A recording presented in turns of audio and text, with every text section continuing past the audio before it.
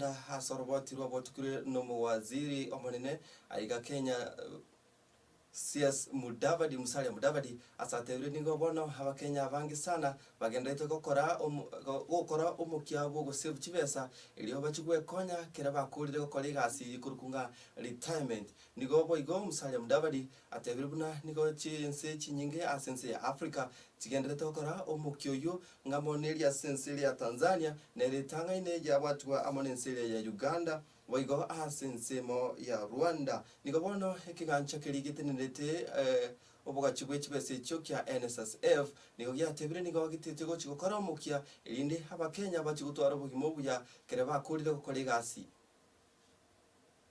I am nevertheless pleased to note the progress Kenyans are making in saving part of their incomes for the future. They are catching up with other African countries that have a good record of savings for retirement.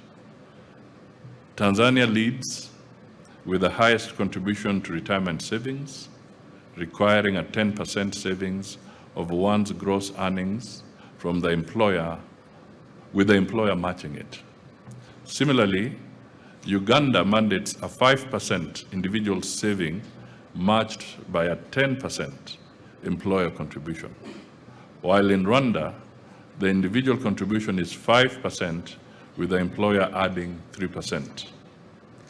It is important that a central focus of NSSF's strategic plan is a renewed dedication to expanding pension coverage and promoting financial inclusion for all Kenyans.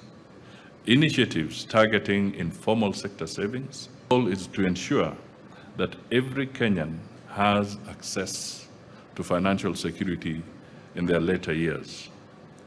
I have also been informed that plans are underway to enhance benefits payable by NSSF in order to meet the dynamic needs of Kenyans.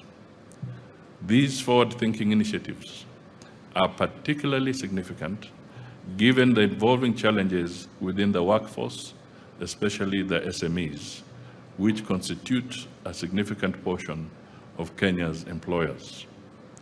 By addressing these pressing needs, the government, through NSSF, is taking proactive steps to support individuals and families during times of transition and uncertainty in the workplace. These efforts, backed up by technology and innovation, will drive efficiency and effectiveness in NSSF.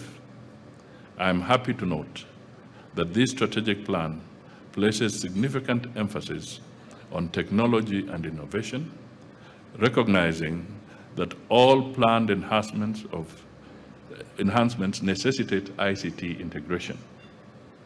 From digitizing member records to ensuring availability of all NSSF services online, and even expediting the seamless payment of benefits within a shorter time frame.